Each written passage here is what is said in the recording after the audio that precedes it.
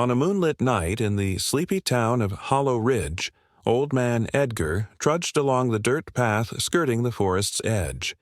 The air was crisp, the only sounds his shuffling boots and the occasional hoot of an owl. As he glanced skyward, a blinding light streaked across the heavens and halted mid-air. His heart raced as the luminous craft hovered silently, its metallic surface rippling like liquid silver. Edgar took a hesitant step forward, unaware that this sighting would unravel a terror beyond imagination. The forest was alive with nocturnal sounds as Edgar Ambrose trudged along his familiar path.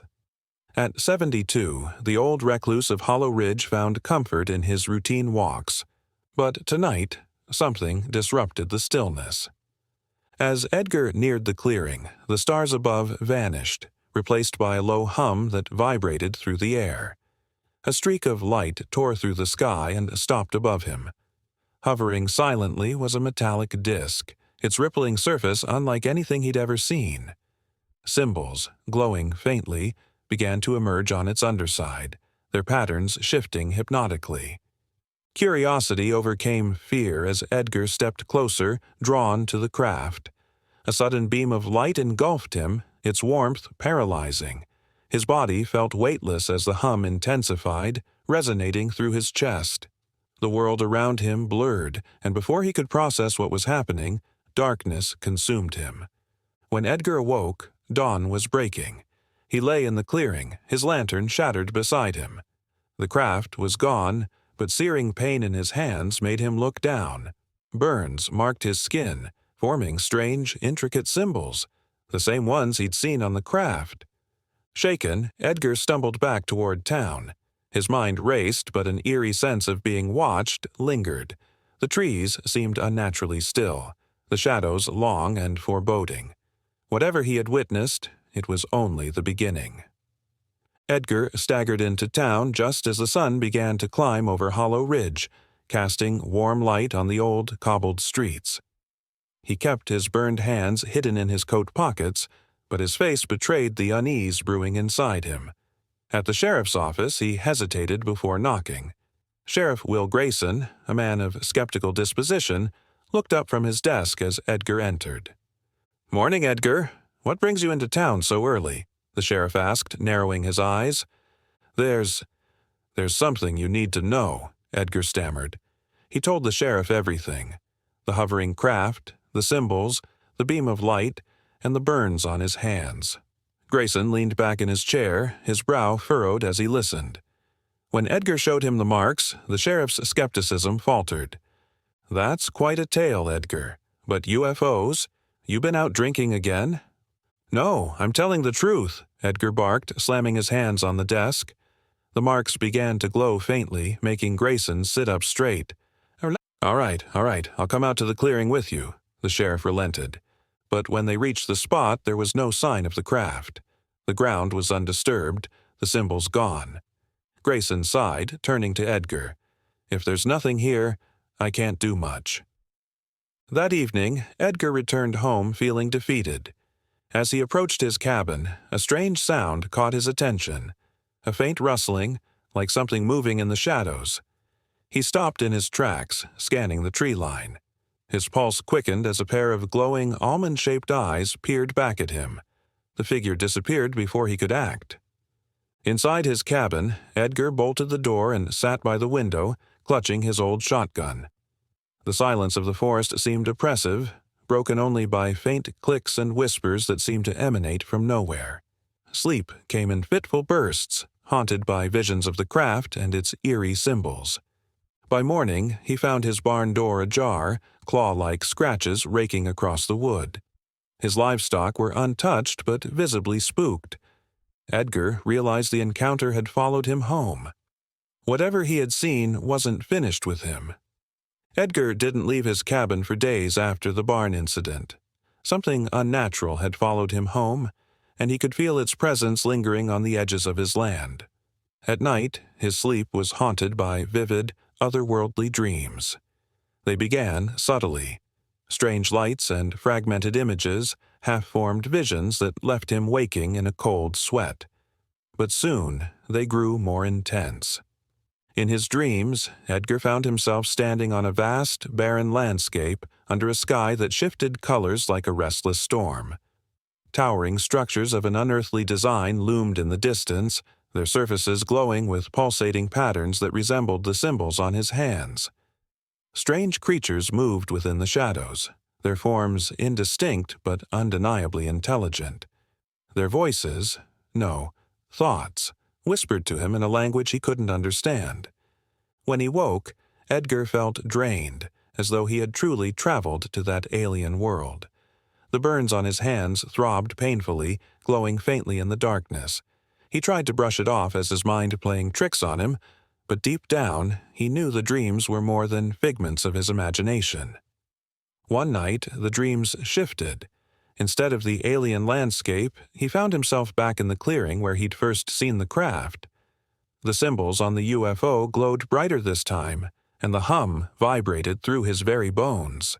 He reached out to touch the light, and the moment his fingers grazed it, he woke with a start. His cabin shook, and a faint but audible hum filled the air. The hum faded after a few moments, leaving Edgar sitting in his bed, heart pounding. He realized he hadn't been dreaming. Something was happening. The symbols on his hands were growing brighter each night as if responding to the dreams, or to the presence of the beings he couldn't see but felt watching him. Edgar needed answers. His fear was tempered by an unshakable curiosity. What did the symbols mean? Why had he been chosen? And what was the purpose of the dreams that felt more like messages than nightmares? He ventured into town the next day, seeking out the one person who might listen, a local librarian named Abigail Hart. She was the closest thing Hollow Ridge had to a scholar, her shelves filled with books on folklore, conspiracy theories, and the paranormal. Abigail had always been kind to Edgar, never dismissing his eccentricities the way others did. When he arrived at the library, Abigail listened intently as Edgar recounted his experiences. Her eyes widened at the sight of the glowing symbols on his hands. "You're not the first to see something like this," she said quietly, pulling a dusty book from her collection. Inside were drawings and accounts of other sightings, many eerily similar to Edgar's. "But why me?" Edgar asked, his voice trembling. Abigail hesitated. "Sometimes people are chosen. The question is whether they're chosen to understand something or to do something." Her words sent a chill down Edgar's spine. That night, the dreams returned, clearer and more urgent. The whispers grew louder, almost intelligible, as if the beings were trying to communicate directly. And at the end of the dream, Edgar saw a vision of Hollow Ridge in flames, the sky above it torn open by a blinding light.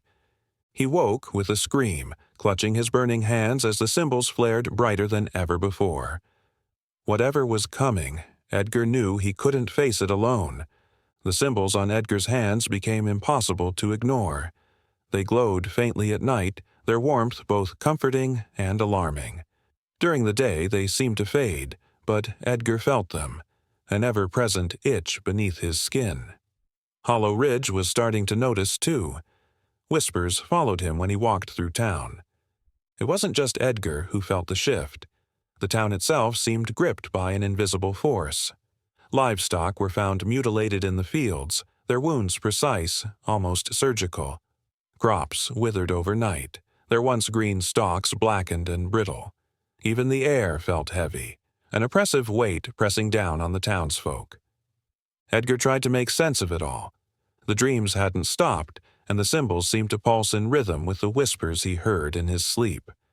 He returned to Abigail, desperate for guidance. "These marks," he said, thrusting his hands toward her, "they're not just for show. They're doing something to me." Abigail examined them closely, her fingers tracing the glowing lines. "They're evolving," she murmured. "Changing." "What does that mean?" "It's like they're alive," she said, retrieving another ancient book. "Marks like these have been seen before, linked to beings who aren't from here. They're said to be messages, instructions, or warnings." Warnings for what? Edgar pressed, his voice rising. Abigail hesitated. I don't know, but I think whatever's happening to you is tied to this town. The sightings, the symbols, it's all connected. That night, Edgar returned home with more questions than answers. He avoided sleep, pacing the length of his cabin. But exhaustion eventually claimed him, and the dreams returned with a vengeance. This time, the symbols extended beyond his hands, creeping up his arms like vines. In his dream, he stood before a massive obelisk inscribed with the same glowing patterns. A voice, neither male nor female, spoke directly into his mind. Prepare. Edgar woke drenched in sweat, the symbols on his hands now crawling halfway up his forearms. His heart pounded as he lit a lantern to examine them. They were sharper, more intricate, their glow pulsing like a heartbeat. Outside, a low hum filled the air. Edgar grabbed his shotgun and stepped onto his porch. The forest was alive with shadows that shifted unnaturally. Shapes darted between the trees, too fast to follow. He fired into the darkness, but the movement stopped only briefly before resuming, closer this time. At dawn, Edgar found fresh marks burned into the earth near his cabin, symbols that matched the ones on his arms. The realization hit him like a freight train. Whatever was happening wasn't just targeting him. Hollow Ridge itself was being marked. The townsfolk were panicking now. Stories of strange lights and unexplainable events spread like wildfire. Edgar, once dismissed as a harmless eccentric, became the unwilling center of their fears. People avoided him in the streets, crossing to the other side to avoid even a glance. "Why is this happening to me?" Edgar muttered, staring at his glowing arms. Deep down, he knew the answer. He wasn't just a witness to these events. He was becoming part of them. The nights grew longer for Edgar, or at least it felt that way. Sleep became impossible as the strange marks on his arms continued to spread, glowing brighter with each passing day. The hum he had first heard weeks ago was now ever present, faint but unrelenting, like a distant engine that never stopped. He avoided the forest, but deep down, he knew it was futile. Whatever had chosen him wouldn't let him go. One evening, Edgar sat by his window with his shotgun resting on his lap. His lantern flickered in the dark cabin, casting eerie shadows on the walls. The hum grew louder, reverberating through his chest like an unseen force closing in. Then, without warning, the light in his lantern extinguished. A sharp, blinding beam pierced through the cabin roof, enveloping Edgar entirely. He tried to move, but his body froze, locked in place as the light lifted him off the floor. His shotgun fell with a clatter, useless against the force pulling him upward. When the light faded, Edgar found himself in a vast, sterile chamber. The walls glimmered like liquid metal, and the air was unnaturally still. He was lying on a smooth, cold surface, unable to move. Above him hovered several figures, their forms elongated and otherworldly. They had no discernible features save for large, black, almond-shaped eyes that seemed to pierce through his very being. The beings communicated not with words, but through images and sensations that flooded Edgar's mind.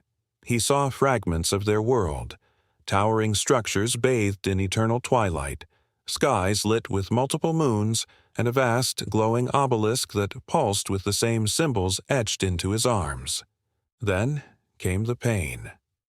Edgar's body convulsed as a bright, white-hot light scanned him from head to toe.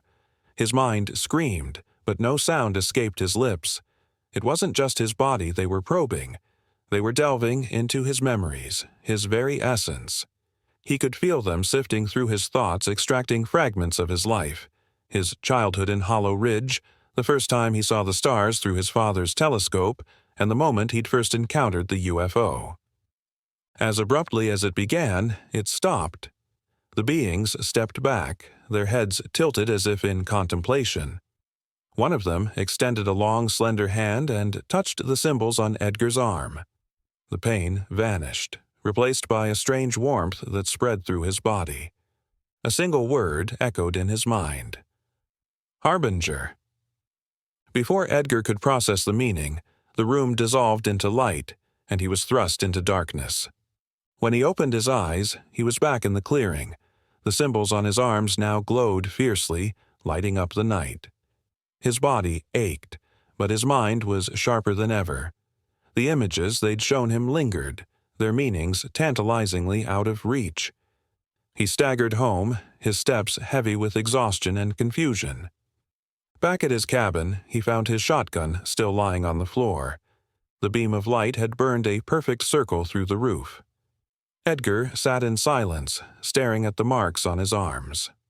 He understood now that his connection to the beings was permanent, and whatever their purpose, it involved more than just him. As dawn broke, he noticed strange markings etched into the ground outside his cabin, symbols identical to the ones on his skin. The hum had stopped, but the silence was worse. It wasn't over. In fact, Edgar was certain it had only just begun. Word of Edgar's strange experiences began to spread beyond Hollow Ridge.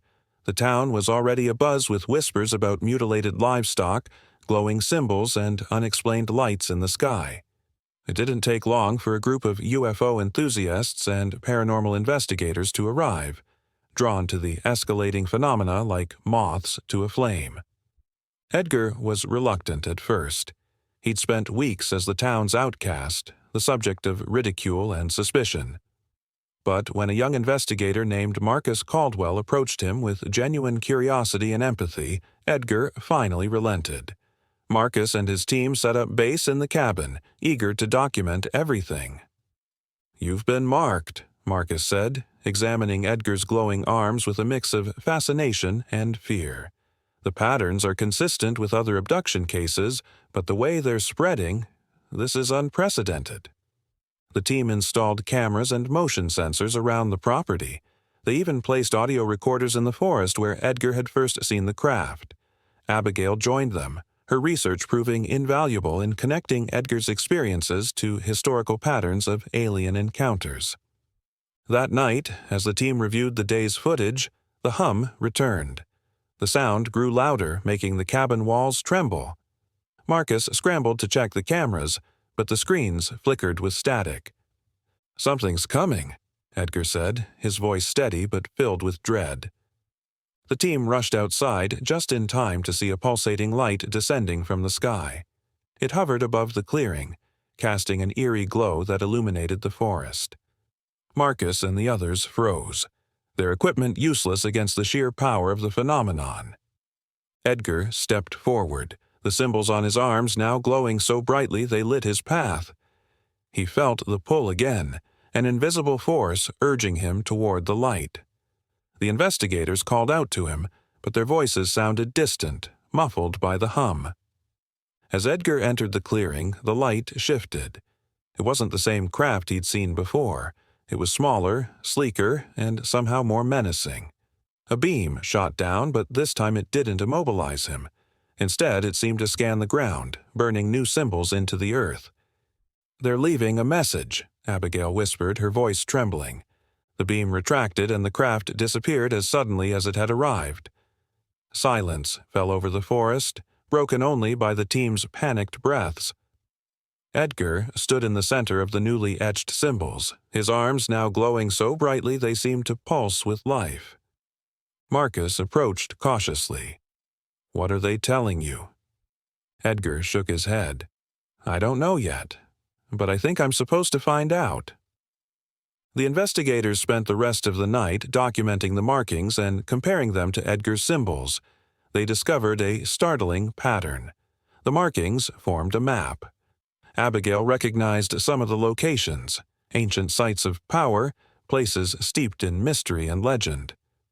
"This is bigger than Hollow Ridge," she said. "Whatever they're planning, it's global." For the first time, Edgar felt a glimmer of purpose. The symbols weren't just a curse, they were a key. But to what, he still didn't know. As dawn broke, the team agreed to stay and continue their investigation. But Edgar knew the time for answers was running out. The beings were watching, waiting, and whatever they intended for him, and the world, was drawing closer. The nights were no longer quiet. The hum that had haunted Edgar for weeks was now a near constant presence, rising and falling like a heartbeat. The investigators worked tirelessly, deciphering the map-like symbols burned into the ground and etched on Edgar's skin. Abigail, poring over her ancient texts, grew increasingly pale as she connected the dots. "There's a pattern," she said, laying out a map of the world on the cabin's table. "These locations, their ley lines, ancient sites of power. Whatever these beings are planning, it's tied to these places." Edgar leaned over the map, his glowing arms illuminating the lines Abigail had drawn. The symbols seemed to shift under his gaze, their meaning teasing the edges of his mind. "And Hollow Ridge?" he asked. "It's a convergence point," Abigail whispered. "A central node." As they spoke, Marcus burst in from the clearing, his face ashen. "You need to see this." The group hurried outside. The forest was alive with a low, rhythmic vibration that seemed to emanate from the ground itself. In the sky, lights moved in synchronized patterns, forming shapes and symbols that mirrored the ones on Edgar's body. "They're trying to tell us something," Marcus said, his voice trembling. The lights intensified, and Edgar fell to his knees, clutching his head as a voice flooded his mind. It wasn't like before. This time, the words were clear. "Warning. Prepare. Time is short." "What do you mean?" Edgar shouted into the empty air, but the lights disappeared, leaving only silence. That night, the dreams returned, more vivid than ever. Edgar saw the obelisk again, this time crumbling under the weight of an unseen force. Around it, fire raged, consuming everything in its path. The voice spoke again, its tone urgent. "Humanity stands at the brink. The choice is yours." When he woke, Abigail was already at work, translating the markings from the latest sighting. "It's a countdown," she said, her voice barely audible. "We don't have much time." "What happens when it reaches 0? Marcus asked. Abigail looked up, her eyes filled with fear. "Something catastrophic. Something global." The hum grew louder that night, shaking the cabin as Edgar stood in the clearing, staring at the sky. The marks on his arms burned brighter than ever, pulsing in sync with the vibrations around him. He felt the presence of the beings more strongly than before, their intent heavy in the air. "They want me to act," Edgar said to the group, "but I don't know how." "Then we figure it out," Marcus said firmly. "We don't have another option." As dawn broke, the forest fell silent once more, but the air felt heavier, charged with an energy that none of them could ignore. Edgar knew the warning wasn't just for him. It was for the entire world. Hollow Ridge was unraveling. Stories of strange lights, eerie hums, and whispers in the woods had gripped the town with fear. Crops were dying overnight, livestock vanished, and the once quiet streets were alive with tension. Suspicion and paranoia ran rampant, with many blaming Edgar for the strange happenings. "This is your fault," a man shouted as Edgar walked through town, his glowing arms hidden beneath his coat. Edgar kept his head down, avoiding confrontation. He understood their fear. He shared it. Back at the cabin, Marcus and Abigail worked tirelessly. The map of ley lines they'd been deciphering revealed a larger picture. Abigail traced the connections between ancient sites and recent events with trembling hands. "These symbols aren't random," she said. "They're tied to places of power, Stonehenge, the pyramids, and even sites in the Amazon. It's all converging here." Edgar stared at the glowing marks spreading across his body. They now reached his chest, forming intricate patterns that pulsed with an unnatural rhythm. He felt as if he were being prepared for something monumental, though he still didn't understand what. That night, chaos erupted in town. An unearthly screech echoed through the air, rattling windows and sending people fleeing into the streets. Bright, erratic lights appeared in the sky, illuminating the terrified faces of the townsfolk. Trees bent unnaturally, and the hum grew so loud it seemed to come from within their very skulls. Edgar, Marcus, and Abigail rushed into town, finding panic at every turn.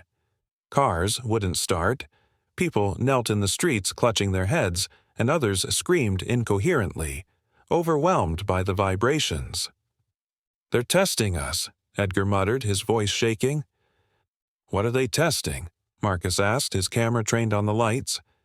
Edgar didn't respond. He could feel the presence of the beings more intensely than ever. The marks on his arms burned, casting a glowing light over the chaos. "They're waiting," Abigail said, staring at Edgar. "For you." Edgar stepped forward, raising his glowing arms toward the sky. The hum intensified, and for a moment everything froze. Wind, lights, even the cries of the townsfolk. In the silence, Edgar heard the voice again, clear and commanding. "The choice is near. Prepare them." When the lights vanished, the town fell silent. People emerged cautiously from their homes, their fear mixed with confusion. Edgar stood alone in the middle of the street, his glowing body a haunting reminder that the strange events were far from over. "We don't have much time," Edgar said quietly to Abigail and Marcus. "They want me to act, but I still don't know how." "We'll figure it out," Marcus replied firmly. "We're in this together." As the sun rose, the town tried to recover, but the tension lingered. Edgar felt the weight of responsibility settle over him.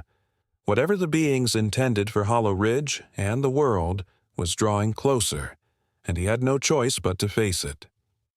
The nights in Hollow Ridge had grown darker, the hum in the air more insistent. Edgar stood on his porch, staring at the glowing markings on his arms. They now extended across his chest and back, forming an intricate lattice of light that pulsed in time with his heartbeat. The beings were speaking to him more frequently, their cryptic messages filling his dreams and invading his waking thoughts. At the cabin, Abigail and Marcus continued to pore over the map and symbols. They worked tirelessly, connecting the markings to ancient myths, sacred geometry, and forgotten prophecies. Each new discovery only deepened their sense of unease. "These symbols," Abigail said, her voice trembling, "are part of something much larger. They're not just warnings, they're instructions." "For what?" Marcus asked, glancing at Edgar. "To activate something," Abigail replied, barely above a whisper. Edgar felt a surge of dread. The beings had chosen him for a purpose, but he didn't yet understand what that purpose was. The cryptic phrase they had repeated in his mind, "Prepare them. The choice is near," echoed like a haunting refrain. That night, Edgar's dreams took a more vivid and terrifying turn.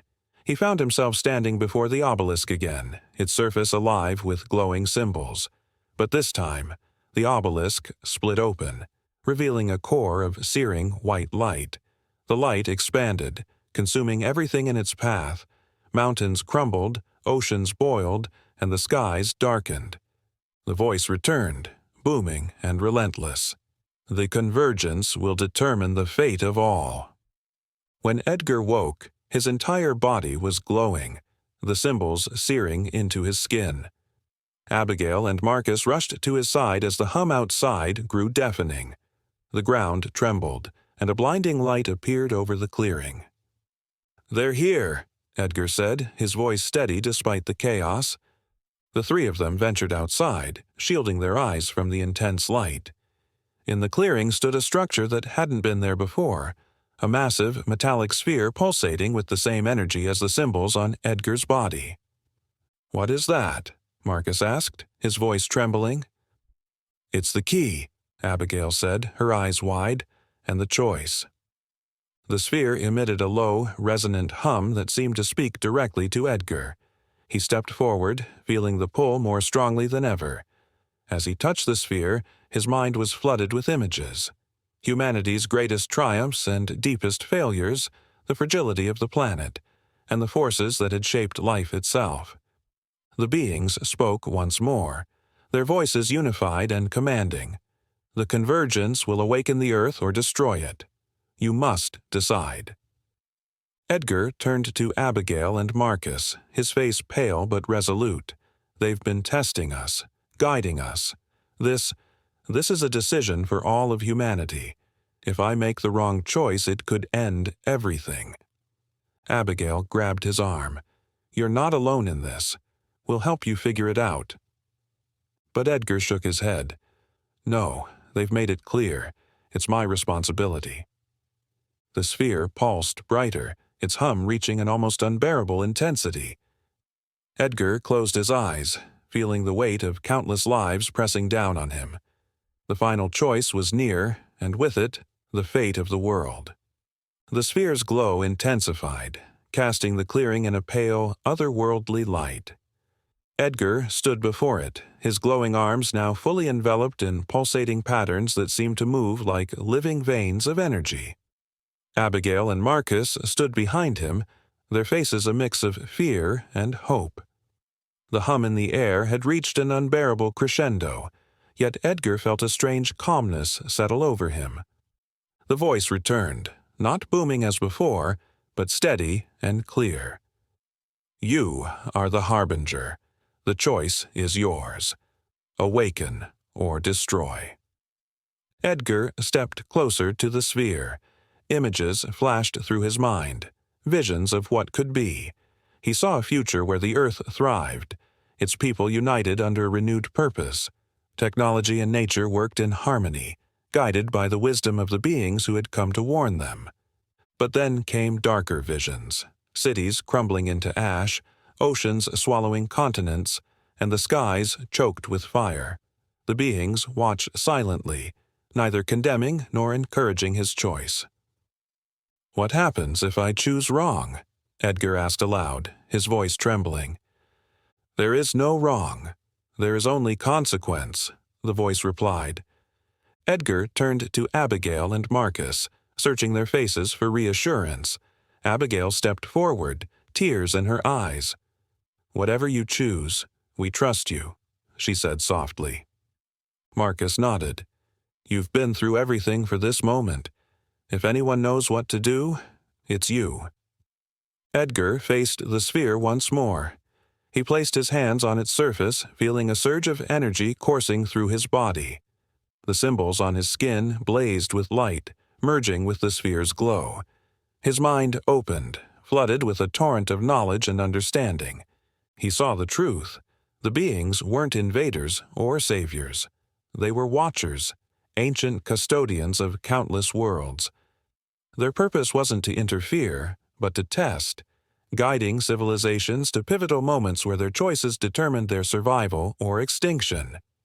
Edgar's entire life had been a preparation for this moment. The markings on his skin weren't just symbols. They were the culmination of humanity's history, etched into him as a living testament to its triumphs and failures. As the energy surged, Edgar made his choice. He pressed his hands deeper into the sphere, surrendering to its power. The light exploded outward, enveloping the clearing, the town, and the world beyond. For a moment, there was silence. Then, slowly, the light receded, and the sphere disappeared, leaving nothing but the stillness of the clearing. Abigail and Marcus rushed to Edgar's side. He collapsed to his knees, his body glowing faintly as the symbols began to fade. "What happened?" Marcus asked, his voice shaking. "They'll come back," Edgar said weakly, "but not as watchers. They'll guide us, if we prove ourselves worthy." Above them, the sky shimmered with a faint ethereal glow, a promise of the being's continued vigilance. The hum was gone, replaced by a peaceful silence. The people of Hollow Ridge emerged from their homes, staring at the sky with awe and wonder. The chaos had ended, but its mark would remain on their memories and their hearts. Edgar looked at Abigail and Marcus, a small, tired smile on his face. "It's up to us now." As the first rays of dawn broke over the horizon, Edgar felt the weight of his journey lift. The beings had tested him, and in doing so had given humanity a chance, not a guarantee, but an opportunity to rewrite its destiny. And for the first time in years, Edgar felt hope.